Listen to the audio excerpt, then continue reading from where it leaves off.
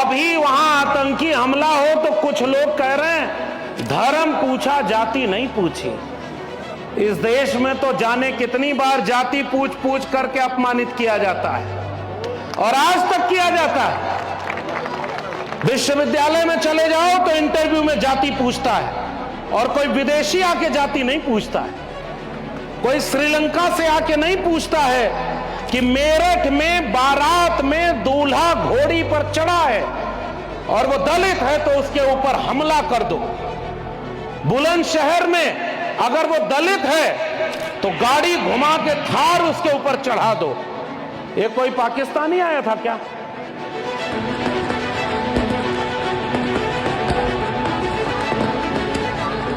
इसलिए ये जो आपदा को अवसर में अब तब्दील करने वाले हैं उनसे कहना, हमारा पुरखा डॉक्टर अंबेडकर कह के गया कि अगर मेरे हित और मेरे देश के हित में टकराव होगा तो मैं अपना हित पहले नहीं चुनूंगा, मैं अपने देश का हित चुनूंगा। हम पहले और आखिर में भारतीय हैं, उसके बाद कुछ हैं। लेकिन अगर मेरे समाज के हित और मेरे देश के हित में टकराव होगा तो मैं अपने समाज के साथ खड़ा होऊंगा, क्योंकि हजारों साल से हमारे लोगों को इसी देश में गुलामों से भी बदतर जीवन जीने के लिए मजबूर कर दिया गया।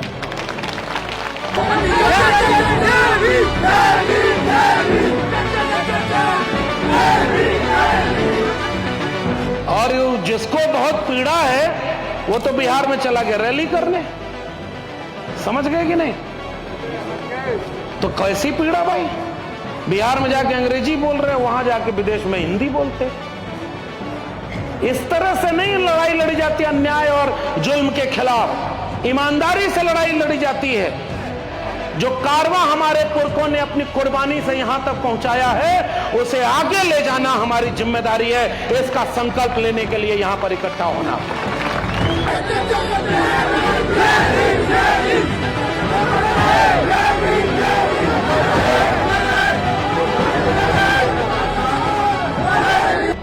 कारवां आगे बढ़ने का मतलब होता है 100 में 90 अगर हमारी जनसंख्या है तो 100 में 90 सुप्रीम कोर्ट का जज SC ST OBC होना चाहिए। बताओ है क्या? जोर से बताओ, आप है क्या? अरे 100 में 90 छोड़ो, 100 में 10% जज भी आपका नहीं है। ये कारवां आगे गया कि पीछे गया? हमारी लड़ाई उनसे नहीं है जो छतरपुर के इलाके में पर्ची बना करके पूरे देश को हिंदू राष्ट्र बनाने की दिशा में ले जाना चाहते हैं। ऐसे पाखंडी लोगों से इस देश के संविधान को खतरा है। यह बात हम डंके की चोट पर कह के जाना चाहते हैं। यह देश बाबा साहब के संविधान से चलेगा और किसी चीज से यह देश कभी नहीं चलेगा।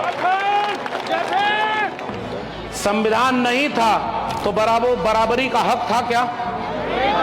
बराबरी से चलते थे क्या? इंसान को इंसान समझते थे क्या? चौराहे पर लाठी लेकर के 2 आदमी बैठ जाता था और जानवरों की तरह हमारे लोगों को हाँकता था। बताओ गलत कह रहा हूं, सही कह रहा हूं? और आज भी संविधान लागू होने के बाद कुछ लोगों को इस बात से पीड़ा होती है कि ये पैर से जिसको हमने पैदा किया वो हमारे माथे पर कैसे बैठ गया।